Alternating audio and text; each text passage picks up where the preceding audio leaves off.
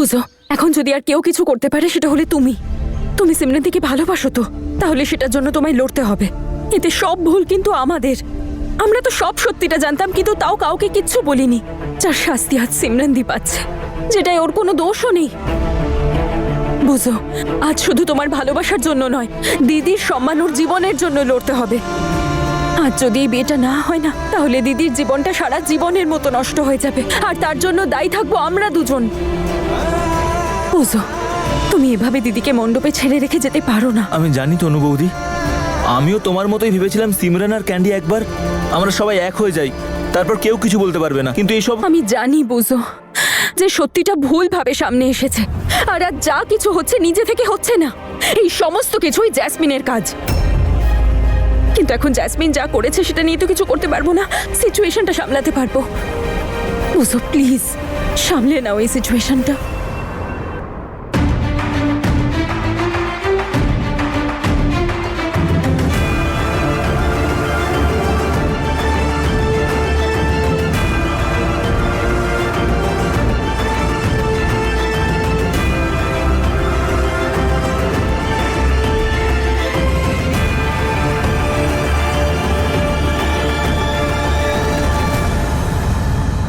আরে jasmine madam, এই কি হাল হলো আপনার? আরে কিছু খাওয়া দাওয়া করুন, চা কফি স্যুপ। আরে স্যুপ খান। এই ভাই শোনো, জেসমিন ম্যাডামের জন্য গরমা গরম স্যুপ আনো, আর বাটার কম দেবে কিন্তু, হ্যাঁ ঠিক আছে? আরে বাইরে কি দারুণ ড্রামা হচ্ছে জেসমিন ম্যাডাম। আরে বরকর্তা তো বরযাত্রী নিয়ে একেবারে ফিরেই চলে যাচ্ছে। আরে আপনি তো একেবারে গোটা পরিবারটাকে নাচাচ্ছেন। হ্যাঁ, আরে কাম কাম কাম, ড্রামা দেখে চলুন। আরে কোথায় যাচ্ছেন? ড্রামা তো বাইরে হচ্ছে, ওখানে। চুপ করুন তো মিস্টার অঙ্গদ। কাম কাম। আরে জানেন, বীর আর তরুণ তো কিছু সামলাতেই পারছে না। আমি ওদের হাত থেকে সবকিছু একেবারে। কি হলো জেসমিন ম্যাডাম? আরে কি হলো কি আপনার? আরে তামাশা দেখবেন না। ওকে ওকে ওকে, চল বুঝো, চল। আমাকে ক্ষমা করে দাও বাবা, আমি তোমাকে সত্যিটা বলিনি, কিন্তু সেটা কোনোভাবে তোমাকে ঠকানোর জন্য নয়। আমি ভয় পেয়েছিলাম তুমি এই বিয়েটা মানা করে দাও যদি। সিমরান তো নিজেই তোমাকে বলতে চেয়েছিল, সবটাই আমার ভুল। আমি কি করে যে ভাবলাম মিথ্যে কথা বলে সবটাকে সামলানো যাবে। প্লিজ বাবা, মেনে নাও। এসব কথা বলে কোনো লাভ হবে না। যেটা হবার নয় সেটা হবে না। তুই আমার সঙ্গে চল। বাবা, যদি তোমার একটা মেয়ে থাকতো তার সাথে এরকম হতো, তাহলে তুমি কি করতে?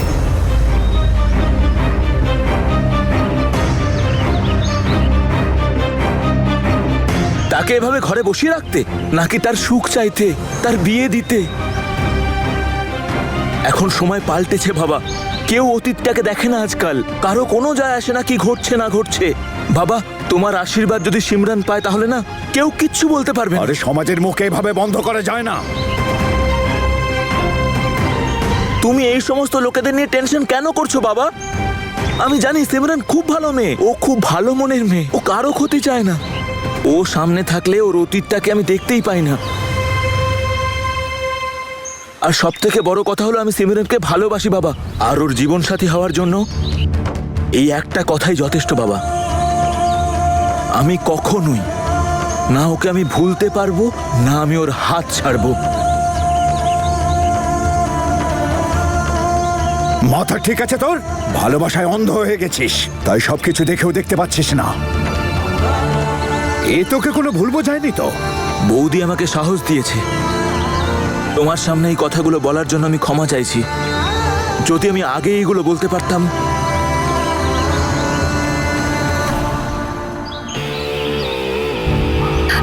আরে লেবু জল খাবেন? You feel better? Shut up. যান যান, শিগগির যান। আরে যাচ্ছেন কোথায়? ক্লাইম্যাক্স শেষ হয়নি তো এখন। বাবা, আমার বিয়ে হবে আজকে, আর এখানেই হবে, আর সিমরানের সাথেই হবে।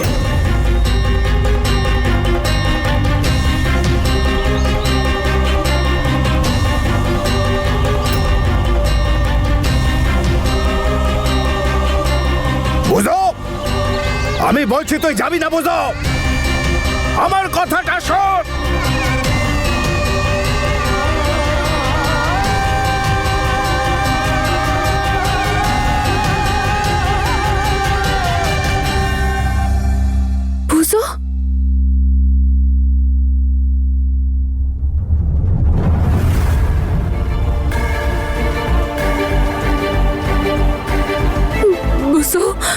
আমার কথাটা বোঝো, এটা ভুল হচ্ছে, প্লিজ বিশ্বাস করো তো আমাকে। চলো। বুঝো, প্লিজ আমার কথাটা শোনো, সবকিছু নিয়ম মতোই হবে, শান্তিতে কথা বলতে দাও প্লিজ। সিমি, আমি বলছি তো, চলো। বুঝো, আমি বলছি দাঁড়া।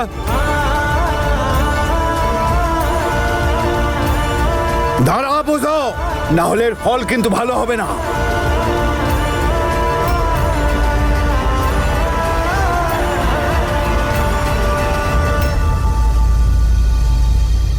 না হলে কিন্তু আমার আশীর্বাদ পাবি না।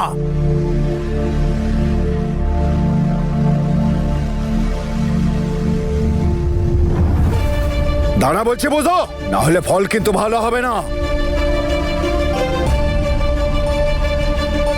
বুঝো দেখো, বড়দের আশীর্বাদ ছাড়া এই বিয়েটা করা ঠিক হবে না। বুঝো, প্লিজ আমার কথা শোনো। সিমি, প্লিজ বসো। বুঝো, কিন্তু বাবা। সিমি, বলছি না, বসো বসো।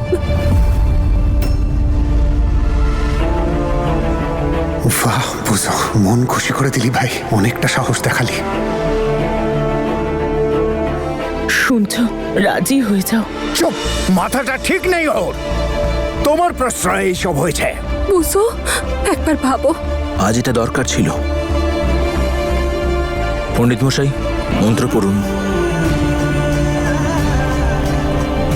আমি আজ পর্যন্ত তোমার কাছে কিচ্ছু চাইনি, আজ আমি আমার ছেলের খুশি চাইছি, তোমার কাছে রাজি হয়ে যাও। আমি আমার ছেলেকে ছাড়া বাঁচতে পারবো না। আঙ্কেল প্লিজ মেনে নিন, প্লিজ।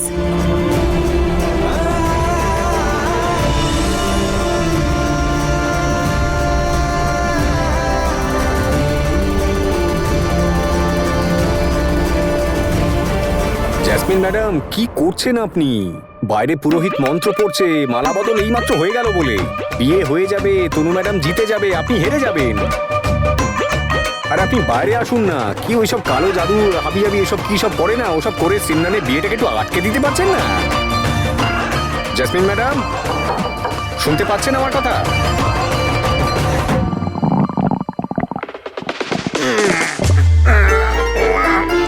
জেসমিন ম্যাডাম, আজকে বোধহয় আপনার পেট একেবারে সিদ্ধান্ত নিয়ে নিয়েছে, আপনার মাথা কাজ করতে দেবে না। আপনি কন্টিনিউ করুন, আমি বিয়ের ওখানে যাচ্ছি।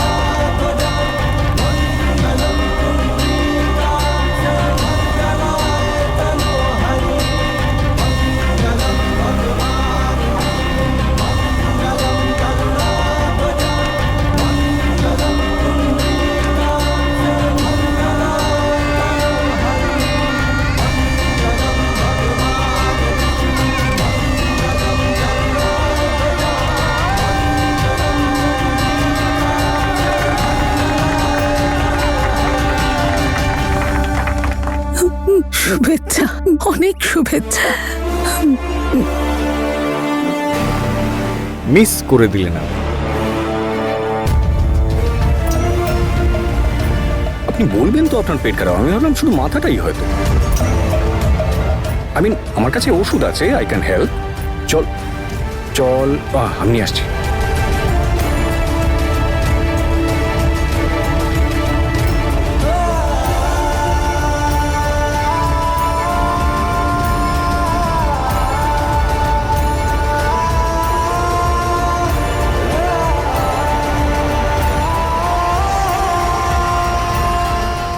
এই নিন, আরে খান খান। ওষুধটা পেটে গেলে গুড়গুড় বন্ধ হয়ে যাবে, বক বক স্টার্ট হয়ে যাবে।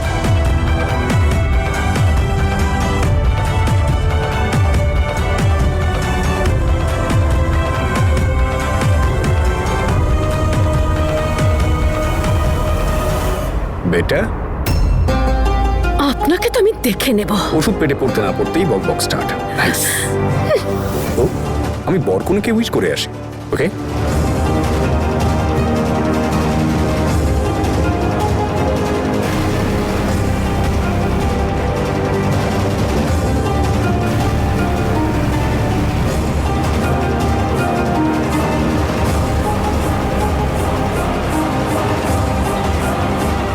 আরও একটা কাজ করা যেতেই পারে যাতে আবার খেলাটা আমার দিকে ঘুরে যাবে।